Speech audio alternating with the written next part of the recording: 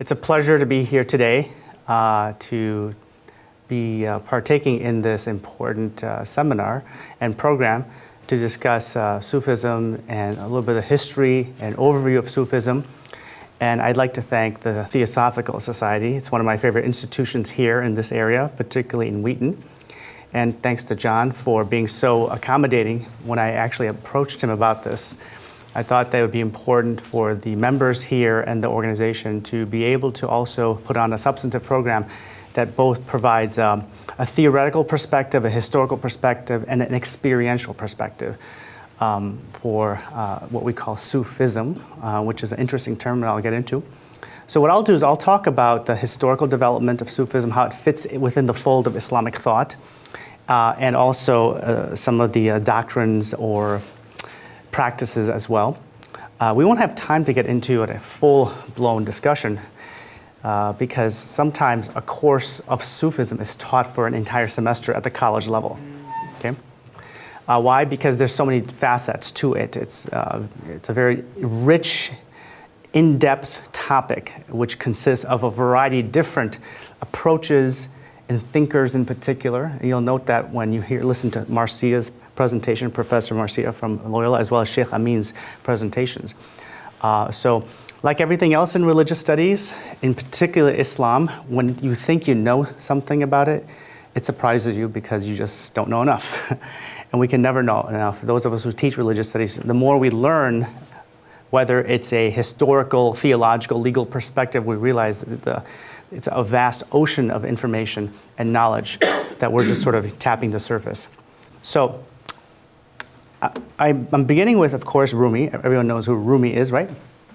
And to kind of give you a flavor of what Sufi thinking is like and how it's different from typical Islamic ideas in theology and doctrine. So here you have the basically 13th century thinker whose name is Muhammad Jalaluddin.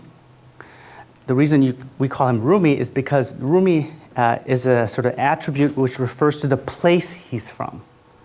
So in Islamic thought, names represent either where you're from or what you do for a living. Okay, so Rumi represents, he's from Rum. When you add what you call a kasra or a vowel, that's an I sound, it represents the place you're from. So Rum in the Islamic context represents the Roman Empire or the former territories of the Roman Empire, in this case Anatolia. So today's Turkey, in other words.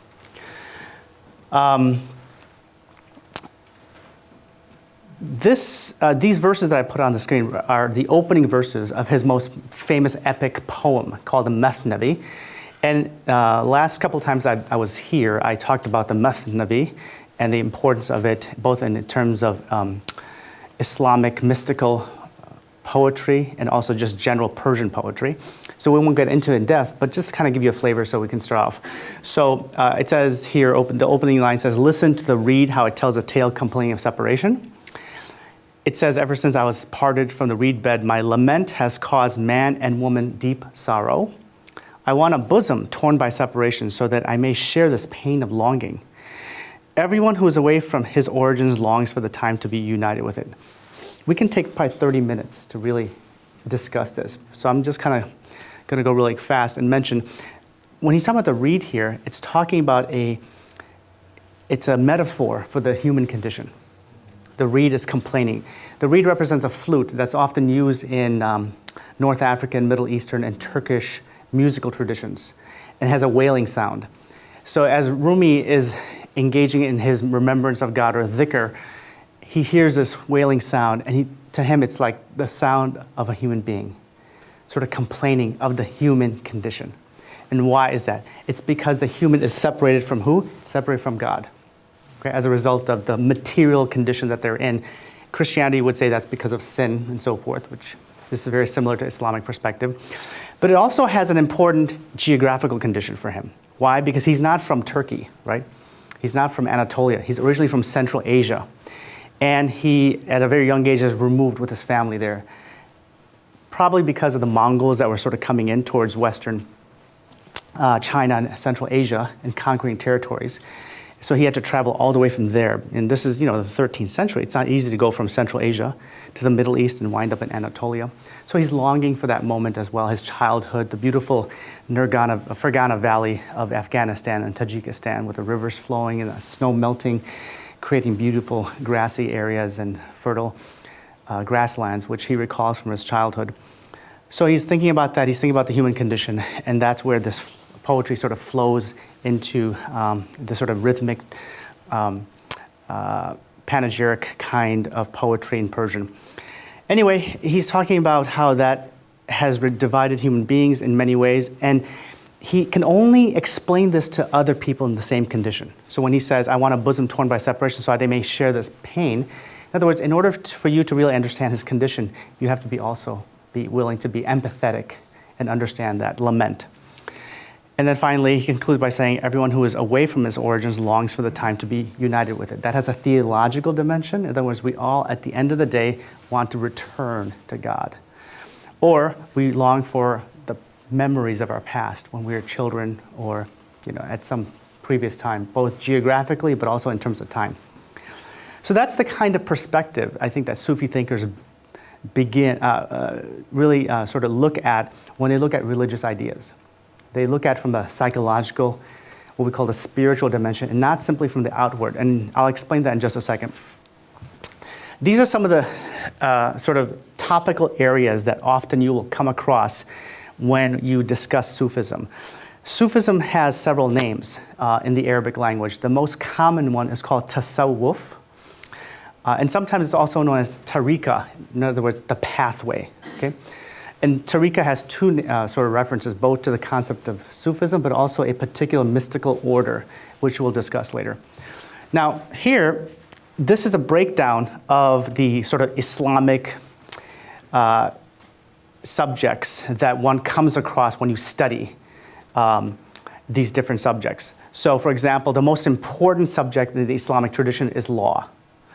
Law and ethics, meaning the outward practices for Muslims is the most important. That's the one that you teach children as they're growing up. The rudimentary practices of prayer, the physical performances of prayer, how to do your charity properly, what's the amount of charity you give, the fasting methods, pilgrimage, and so on and so forth. So that area, what we call the fiqh, the rules of fiqh or actual performance or understanding, is the most important. That's what most people focus on, both scholars and lay practitioners. That goes hand in hand with ethics, known as akhlaq in the Arabic language. In other words, you may have the right outward practice, but do you have the right intent? And do you have the right framework? In other words, are you also abiding by the spirit of the law? And theology, of course, is important. Theology is much more important in the Christian tradition because of the entire theological framework initially about who and what God is and the role of Christ and things like that.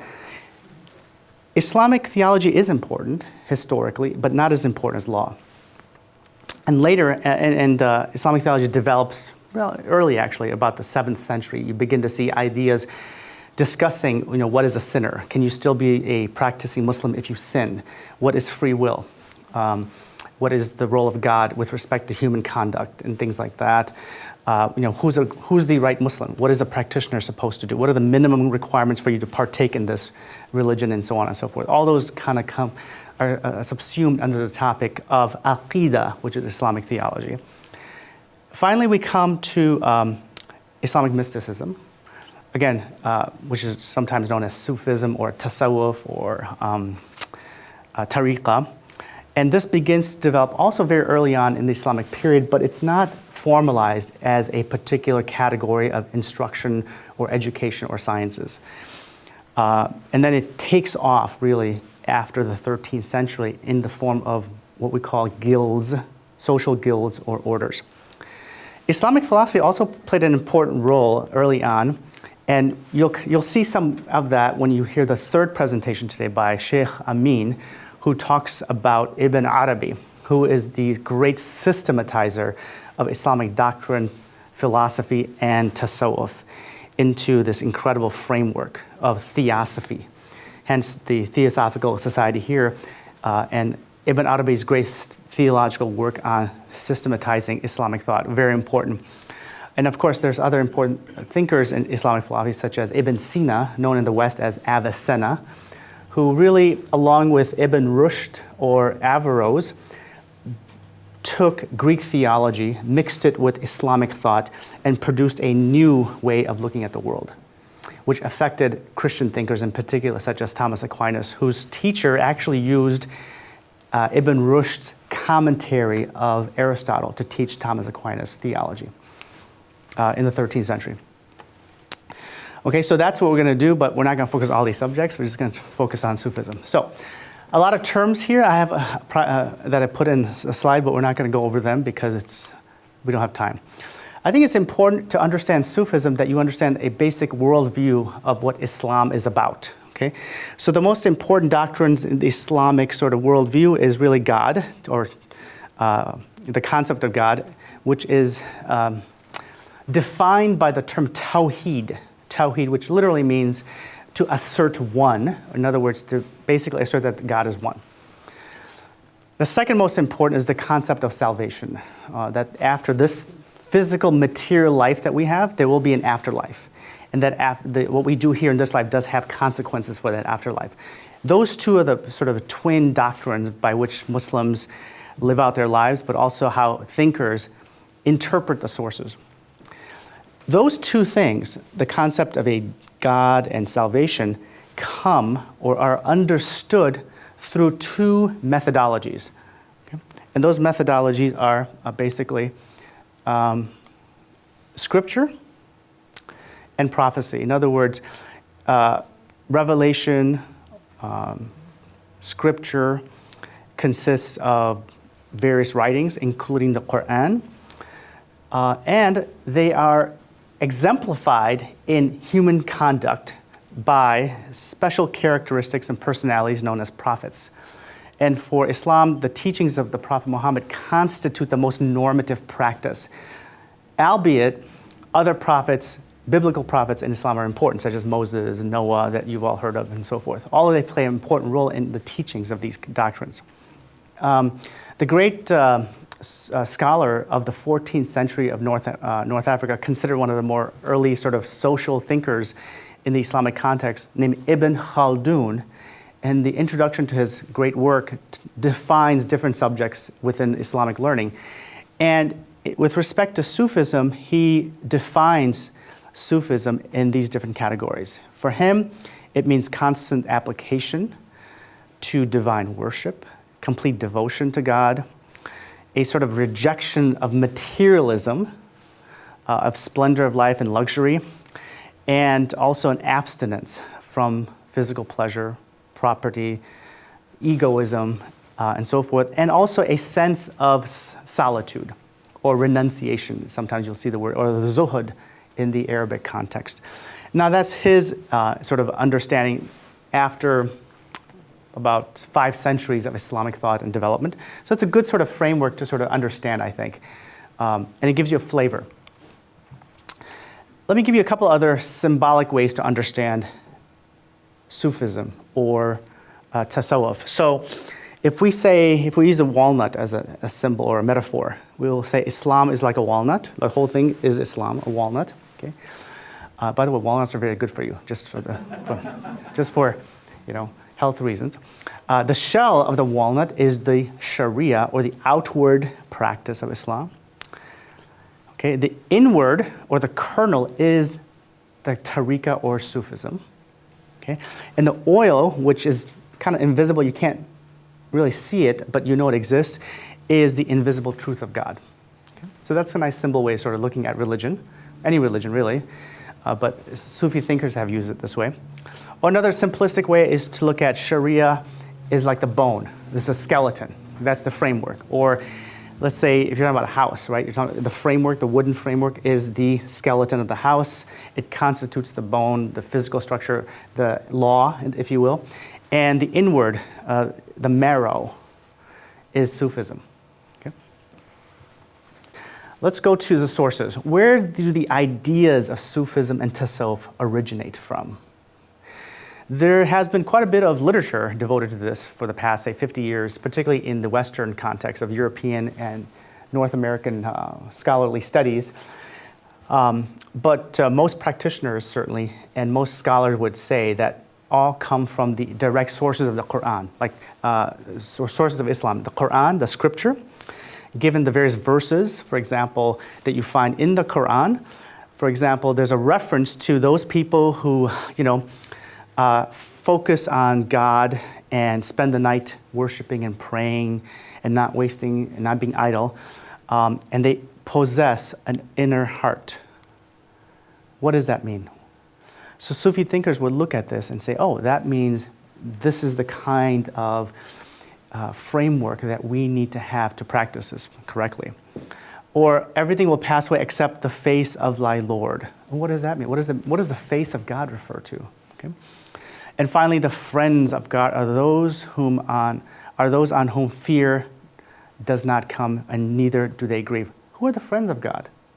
Because the Quran uses different terms to describe different people. It talks about Muslims, it talks about believers, practitioners, those who reject the faith, the hypocrites, the disbelievers. And all of a sudden, it throws in this term called the friends of God, or awliya is the Arabic term.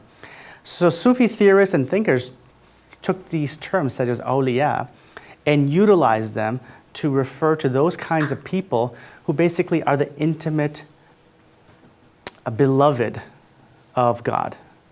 And these terms, such as the friend and the beloved of God, become extremely important both in terms of practice and theory of Sufism.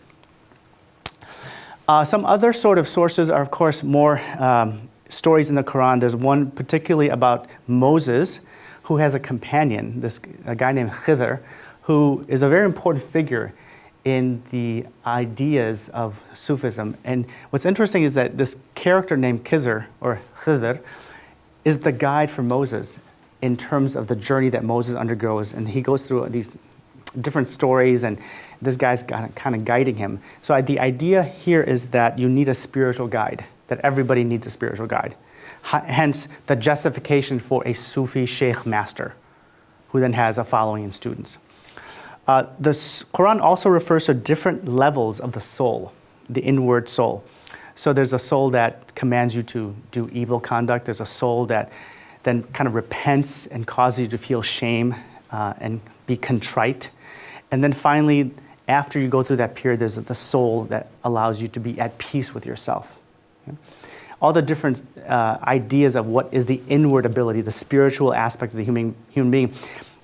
Islamic thinkers, both theologians and Sufi thinkers, would look at these verses and try to define what the inward aspect of a human being is, because that's their focus.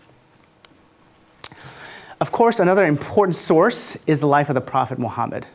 This is very important because a lot of times people think that, for example, Rumi, who a lot of, let's just say moderate or liberal kinds of practitioners of the faith, look to Rumi as an ideal person to read and enjoy and so forth. And they sort of sometimes have a misunderstanding that says that, oh, Rumi was not a strict practitioner of the faith. He was just kind of this liberal guy hanging out, having a good time, dancing, twirling, and so forth.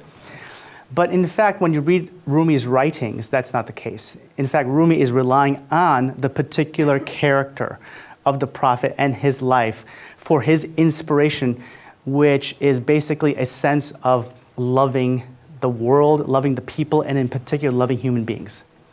So if you look at some of the biographical writings about Rumi, the one theme that comes out is the love of God. And it's called the theology of love. Where does that come from? It comes from the life of Prophet Muhammad. Okay? It's not sort of removed post-religion, post-World War II, human rights, a free spirit kind of perspective, but it's rooted in the life and journey of Muhammad in terms of how he understood humanity and things like that. As a result, the veneration of the Prophet Muhammad becomes an important social component which exists today in many parts of Turkey, in particularly India, Egypt, and North Africa. Okay, so what are some of the sort of practices and methods that you find? The one practice that, in fact, Marcia will lead us to later today is an important component of just general Islamic spirituality, which is known as dhikr, which literally means to remember or recall. And it's basically pronouncing certain formulas and phrases that are found both in the Quran and perhaps in the Hadith, or perhaps what we call the 99 names of God. And you sort of pronounce these names and you reflect upon them and you recite them. Sometimes it will involve some breathing exercises as well. Another important component of practice is fasting. So as some of you may know, in all religions, we just finished Easter, right?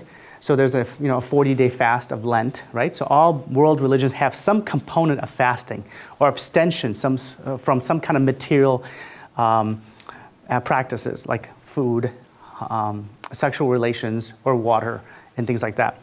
So fasting in Islamic tradition is important, and everyone knows the Ramadan fast, where Muslims fast from dawn to sunset for 30 consecutive days in the month of Ramadan. And that's what every practitioner does. But Sufis take that a step further and will fast for longer periods of time outside of the month of Ramadan, perhaps every other day, perhaps several days a week.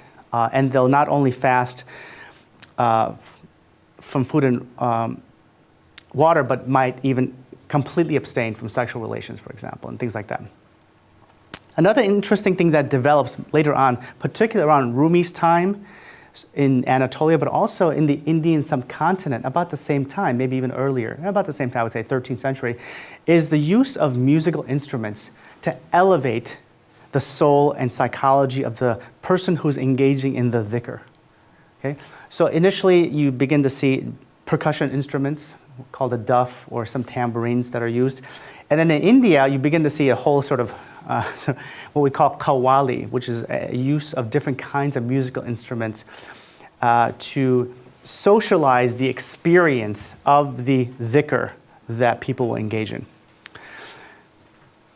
Other ways that the ideas of Sufism come about, aside from, say, theoretical treatises that are written by important Sufi thinkers, is, of course, what I alluded to initially, which is the language of poetry.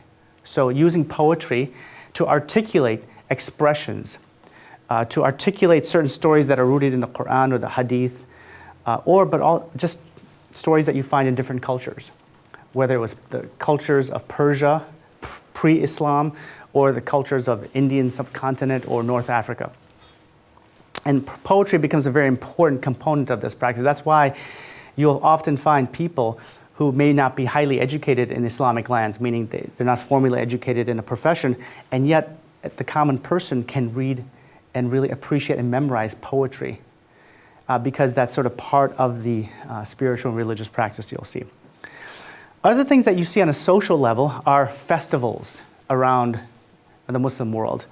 A festival, for example, called the Urs, which is usually the death anniversary of a particular important Sufi thinker and figure who's known as the Wali, which is a singular of awliya, the friends of God. And in particular, if you've ever been to New Delhi, you'll see the famous what's called the Dargah, or the Sufi hospice of Nizamuddin, no relation to me, I wish I could claim him, but which is a very important neighborhood actually in the center of the city of Delhi, and it has a shrine of this famous mystic called Nizamuddin Awliya, and people from all over the world visit it. And at a certain time of the year, they all celebrate his death anniversary by feeding the poor and engaging in dhikr sessions and worship and all kinds of things. And it's a multi-communal effort. In other words, it's not just for Muslims, everybody, from tourists to Hindus, Muslims, Buddhists, Christians, they all flock to this. Same thing with another important shrine in India as well, but also Rumi's death anniversary, which occurs, oddly enough, on December 25th every year in Konya. So a lot of people will go and visit that tomb as well. Another important practice that you find amongst Sufi practitioners is called the Mawlid, and this is the birthday of the Prophet Muhammad. And of course, like some of these things, such as the Urs and the Mawlid, it's subject to controversy by other Muslims who consider these practices to be outside the pale of what we would call orthodoxy. Okay? In terms of understanding, again, I had alluded to the different levels of the soul for interpreters of Sufi thought. So when we think about, just in a general sense, when we talk about mind and body and soul, the typical sort of approach we use is that we have the most important part of our existence as human beings is the body, and we focus on the body. So if you look at everything that you watch on TV, you look at the consumer aspect of life, everything is focused on enhancing the outward appearance of the body, right? Exercise, medication, makeup, hair products, everything, all to enhance our outward bodies. And then maybe you'll find something about the mind, how to focus on the mind, how to memorize information, how to become more focused, and so on. Very little on the spirit, okay? Unless you find maybe, if you go to religious, certain, not all, but certain sort of religious opportunities, or maybe some other kind of institution like the Theosophical Society.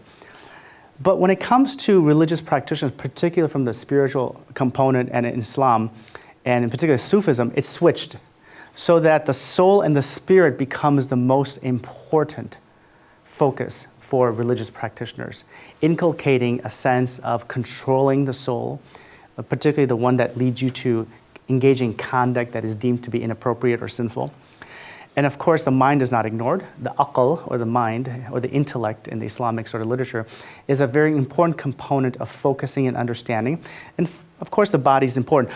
But the body is a less central focus for these kinds of practitioners. In fact, it's kind of counterintuitive. The idea in fasting, for example, and many of these practices is to weaken the body.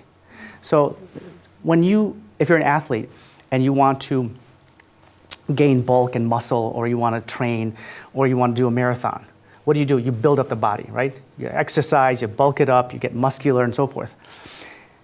In spiritual practices, and particularly fasting, it's the opposite. You weaken the body so that the spirit and soul is enhanced and strengthened. Okay, it's the opposite kind of effect. So it's kind of interesting. And that's what Sufi practitioners do. And they have different definitions for that inward aspect. Some call it the spirit, which has a sort of element of divine origin.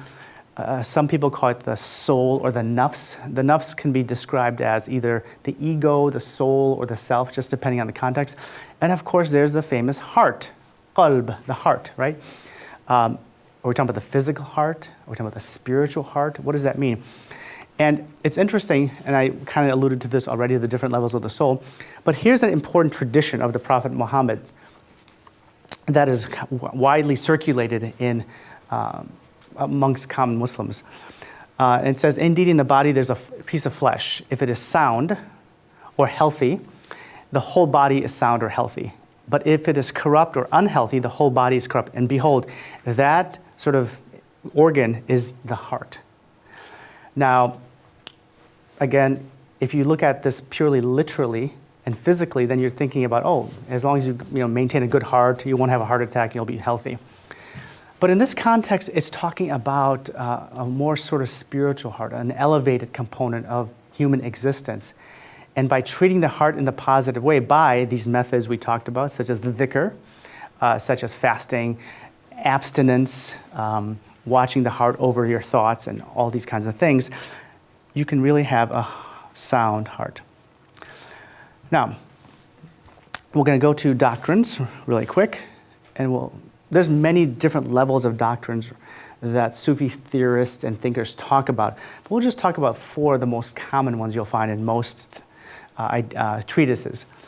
First, of course, is love, the concept of love, and loving for God's sake. What's interesting about the concept of love is you'll find references both in the hadith traditions of the Prophet Muhammad, but in Quranic verses about love and how God loves human beings, particularly those that follow his commands. But as Islamic practice developed, particularly Islamic law develops, there was a heavy emphasis on doing the right thing, the conduct. However, in the early sort of 800s, you begin to see some ideas that focus not so much on following the law per se only, but having a sense of a spirit of following the law. And that's where you find this interesting thinker named Rabia from Baghdad, who focuses not on just fear of divine punishment and following strictly in terms of legal practice, but rather having a sense of love through the heart towards the divine, towards God. So this is one of her famous sayings, which is, "Oh God, if I worship you in fear of hell, basically, then burn me or reject me. If I worship you in hope of paradise, then exclude me, because it's selfish. Like, I'm just doing these things. I'm helping the poor so I can get into paradise, right? I'm doing all these things that I'm supposed to do simply so I can get to heaven," which is basic for most practitioners of Christianity, Islam, and so forth. But she says, no, but instead, if I worship you simply to please you or to have love for you, then basically accept me and do not reject your everlasting beauty for me. So it's a different, right? It's a different take on how you approach your faith. There's other Quranic verses that talk about God and so forth. Later on, in the 12th century, and of course later on with Rumi, love becomes a central focus for many thinkers. Al-Ghazali, who is a very important Islamic thinker, theologian, who's a polymath in terms of his teachings of law, ethics, theology, mysticism, says that love is the highest of all topics. Love of God is the highest. And that you have to have a sort of sense that loving God should conquer your heart, because if you have that, then you love humanity and you love other people and treat them correctly. And of course, Rumi says love is the remedy of our pride and self-conceit, the physician of all our infirmities. You know, I come from a family of Sufi. My grandfather was a Sufi sheikh, and he from India. And he was part of the Chishtiya tradition, which is a Sufi order predominantly in Pakistan, India and Pakistan. And I once asked him, I said, of all the teachings as a practitioner of the faith and all the doctrines, what is the most important of all the teachings? Is it just strict adherence to the law? Is it reflection? Is it reading Quran? Is it reading worship? I said, what's the most important one? He said, the most important is loving God. Loving God is the essence of your faith as a practitioner. So it's interesting because that's what comes out from many of these thinkers, is that loving God and having a sense of love and beauty is really a cornerstone of people's ideas and practice.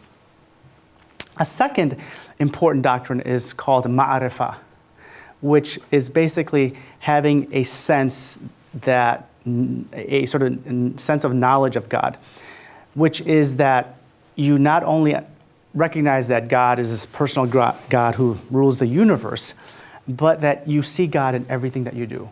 You see God in all the manifestations of realities, whether it's nature, the changing of the seasons, or even human beings, right? And it penetrates deep inside you such that everything that you say, it's not you or human beings, but it's God's works that you see being envisioned. That's what ma'rifah, the realization of that is ma'rifah. For example, there's some very important sayings that are attributed to various kinds of Sufi thinkers. Look into your own heart, for the kingdom of God is within you. Or he who truly knows himself knows God, for the heart is a mirror in which every divine quality is reflected. Again, referring to the concept of ma'rifah, knowledge of God. Another important sense that you see early on, particularly in sort of Sufi theorists in the 7th and 8th century, is the concept of the jihad against the self. Jihad, right? You hear that a lot of times in public discourse, which has a sort of political, militaristic sense. So jihad literally means struggle, but in the context of politics, it refers to a declaration of war, right? In other words, you declare war against an enemy. So again, the Sufi thinkers take this concept and what do? They spin it around against the self. And the idea here is that by having jihad against the lustful desires, the passions, the things that cause you to hurt others or to hurt yourself, that you have to strive and struggle against that notion. And you find this in many of the theories. And it basically means to act contrary to the desires and appetites of the soul. To focus on those kinds of things and to reject them. So for example, Al-Ghazali says, human beings have three enemies, the world, the devil, and the soul. Be on your guard against the world through renunciation, zuhud, against the devil by disobeying the devil, and against the soul by abandoning desire. And this constant reflection on fighting those tendencies is a reflection of this concept of fighting against the soul. There's one other thing that he sort of mentions in his magnus opus, where he says, a famous Sufi once said, fight your soul with the swords. So you see this notion of swords of self-discipline, not swords against people, but swords of self-discipline, which is eating little. Right? That's probably not good advice for most Americans anymore. Right? People don't listen for that. But sleeping briefly, and people tell you to sleep 9 hours of sleep every night, right? Drink 8 gallons of water or 8 cups of water.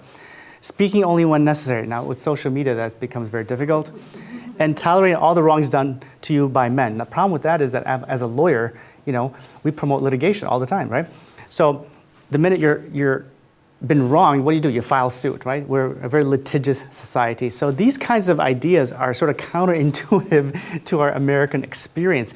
But for Sufis, this is the way to really become closer to the divine. And they justify by saying, for eating little slays desire. Okay? Because the idea is that the stomach causes one to become laziness and weak, and therefore leads you to commit acts that are not helpful for you. Sleeping briefly purifies your aspirations by making you more focused. Speaking little saves you from afflictions. Perhaps some of our elected officials might be able to, follow that. Tolerating, I wasn't thinking anyone particular, by the way. Tolerating wrongs will bring you to the goal. For the hardest thing for a person is to be mild when they're snubbed, right? We want to retaliate. We want to file suit. We want to, respond quickly and so forth. So the idea is to just reject that and just kind of focus on the path. Finally, an important doctrine that a lot of Sufis have come to understand is this notion of being subsumed with the Almighty, okay? In which you basically, in the state of your dhikr, get so subsumed with the knowledge of God and with the presence of God, you lose your sense of who you are and only recognize the divine. Now, for a lot of Sufi thinkers, particularly a Sufi thinker by the name of Al-Junaid from Baghdad, for him, while fana was important, you always have to come back to the world. You have to return. So once you get into that mode of recognizing nothing but God, you ultimately have to come back to the real world and partake in living. That's called baqa. So this notion of fana, self-realization, is not always the end goal for some thinkers, but there's a more sort of return to center kind of idea, or a balanced perspective. As people go up the sort of path of meditation and practice, the ideas and states and feelings are sort of defined by thinkers by these things such as states and stations. And these are basically psychological levels of how you feel as you climb the path of divine oneness. And a lot of them sort of define what these are. You begin by feeling repentant towards to God for all the things that you've done. And then you abstain from certain kinds of behaviors. And then you exercise patience with all the harms and other things that people bestow upon you. You engage in poverty, meaning you give up all physical possessions, humility, and so on and so forth. All these are the sort of practices, both social, physical practices, but also mindful and psychological practices that you incorporate into your pathway as you're entering into this. I have a list of some of the early Sufi thinkers here. I'd be happy to share some of these with you, and these are the sort of more important theorists that you begin to see. But note that you begin to see Sufis thinking and practitioners from a very early period. Like Hassan al-Basri really comes in the late 7th and early 8th century of Islamic practice, and all the way down here. So by this period here, so that in a couple of centuries, you basically have the outlines of important Sufi teachings and ideas that have already blossomed and bloomed into both treatises and writings, but also in terms of certain practices. So that by the time you come to the 13th century, you now have a rise of an incredible social movement, if you will, of guilds, of social guilds, and what we call mystical orders. And as I alluded to earlier, there's sort of different kinds of orders. The one that my family came from is the Chishtiya. There's others called the Qadariya. There's the Naqshbandiya. And they're all over the Muslim world. There's not a single place you can go today where you'll not find Sufi orders, perhaps maybe except Saudi Arabia. Right? And there's historical reasons for that. Part of this rise of Sufi orders is a very important social component called futuwa, or spiritual chivalry. And the idea is basically a bunch of students and people getting together, as I mentioned, as either students of a particular Sufi master or as part of a social guild of, say, artisans or weavers or some kind of profession that come together and they all follow a particular master and they engage in certain kind of religious dhikr and practices and so forth. Alongside this is the notion, as I alluded to earlier, which is the concept of awliya, the friends of God.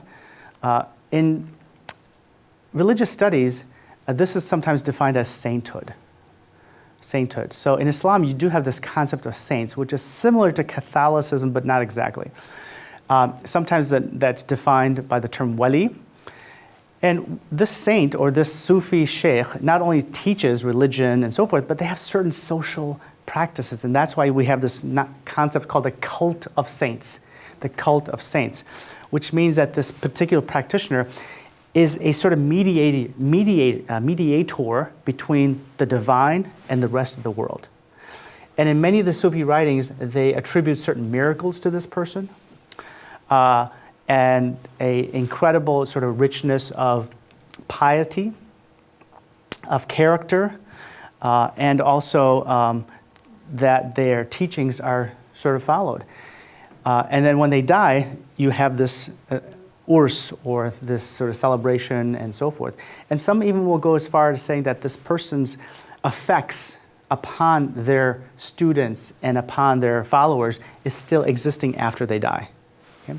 So Nizamuddin Auliya, for example, people think of that about him, and even Rumi and so forth. And Muhyiddin Chishti, whose dargah you can find in Ajmer, India. Now, some of these practices were sort of earlier on, as I mentioned, the 7th, 8th century, but they weren't formalized. Okay, people would just follow a scholar or a Sufi master, but then they would follow others. They would maybe learn traditions from one scholar, learn Quran from another scholar, learn mystical teachings from another scholar. But by the time you have these orders that come in the 13th century, it's become much more institutionalized and formalized. So now you actually have literally to take a pledge, what's called bay'ah, to a particular sheikh or scholar. So it's a pledge of loyalty, like I will follow your teachings from now on. And it's an initiation. And I use the term fraternity very loosely here because please do not think this is a college fraternity. Okay? This is a fraternity, it's a fraternal order of people who are engaging in religious practices. And they're all different. They have different practices, but this is just giving you a sample what one might have. So for example, the first time you enter and you make a bay'ah to a sheikh, you might the first year basically just engaging servicing people, basically charitable work.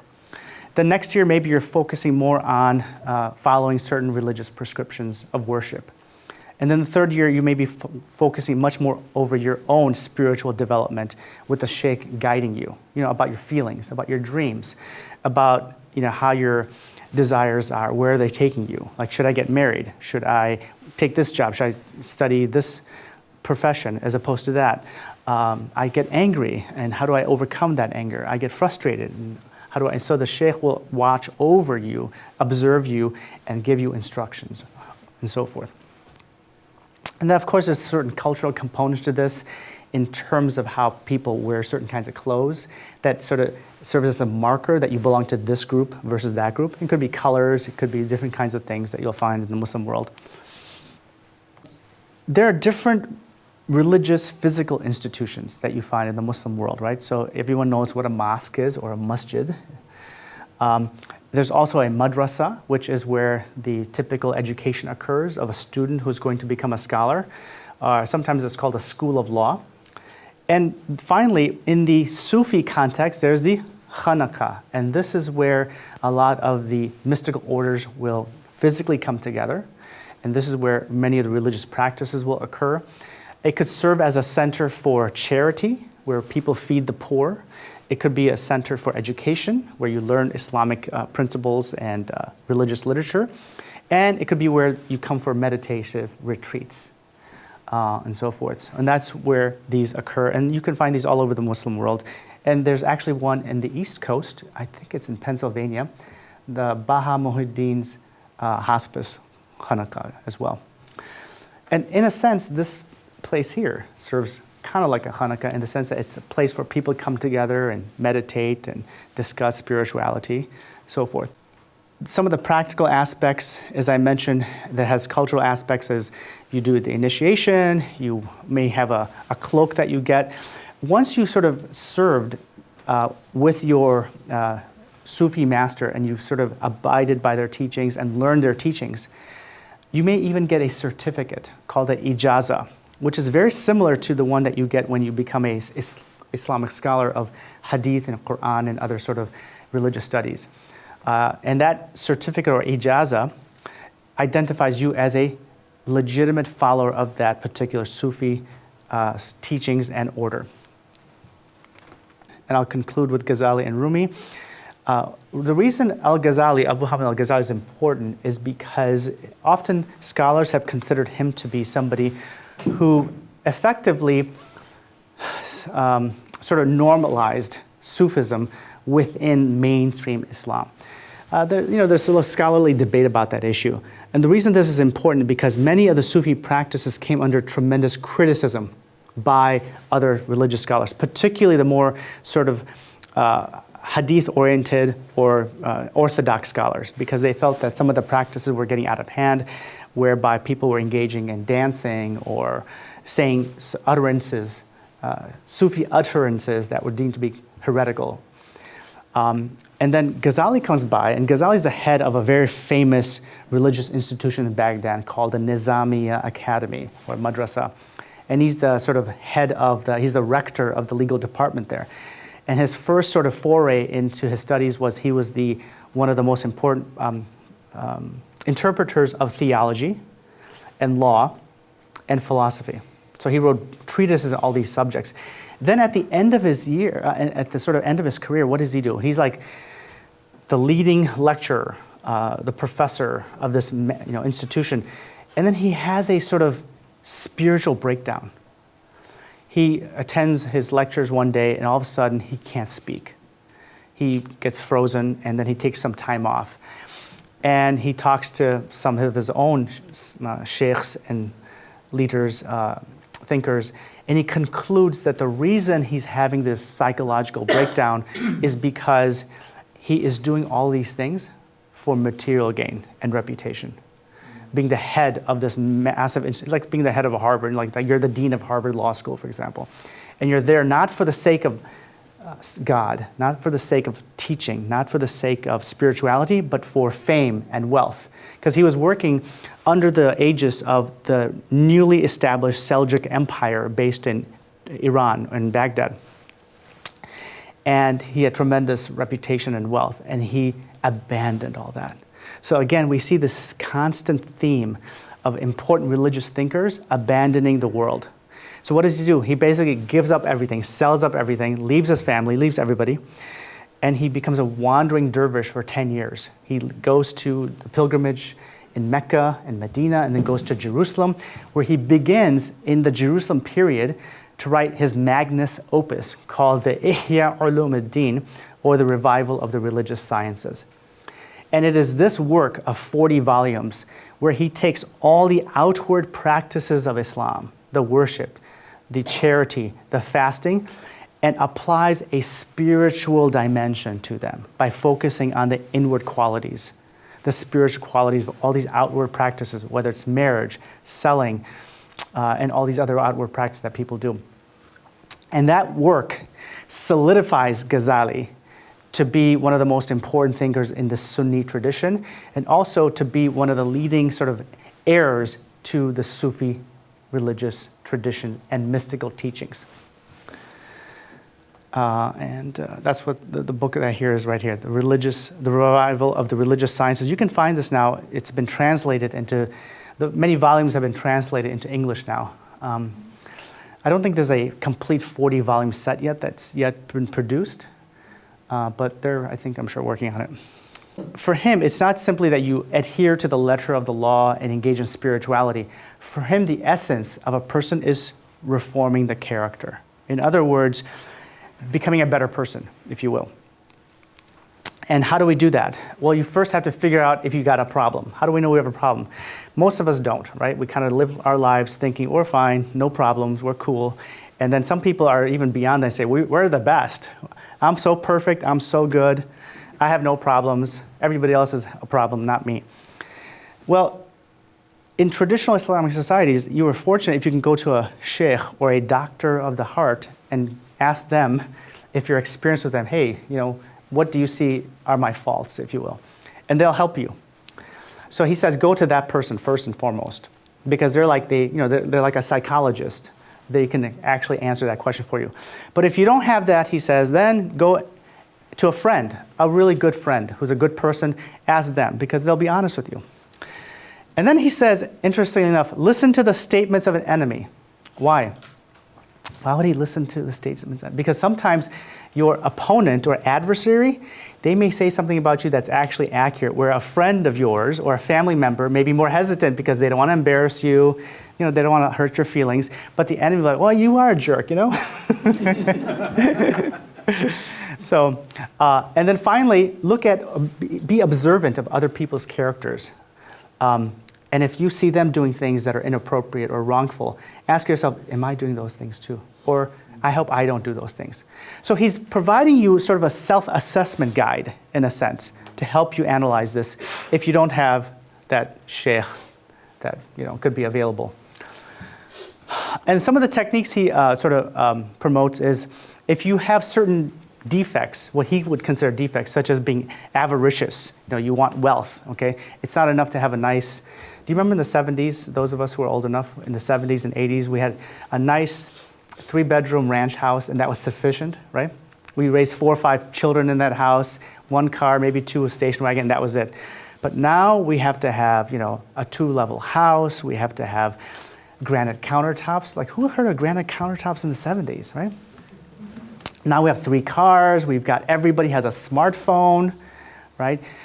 Just the rise of not only technology, but just more things, more consumerism has led us to just want more and more and more. And Ghazali and other Sufi thinkers completely abhorred if they thought of this. So he says, you know what, if you want to cure that problem, give everything up. Just give everything to charity and renounce everything. If you have a lot of pride and self-esteem, like you're arrogant, okay, then go to the marketplace and beg so that you can at least feel what it feels like to be poor and it feels like to be humiliated. If you love dress and so forth, then go and clean the bathrooms. If one cannot do this immediately, then there should be a gradualness. What he's basically saying is that you need to have a balance in your life, and sometimes you have to go to an extreme route as a process to get there. Okay, and that's what he means by doing some of these things.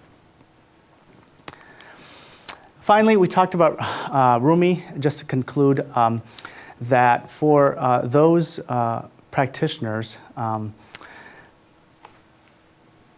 having a sound heart and having a sense of a balanced spirituality was really the most important components. For Ghazali, it's character development, and for Rumi, it is both having a sound heart and mind.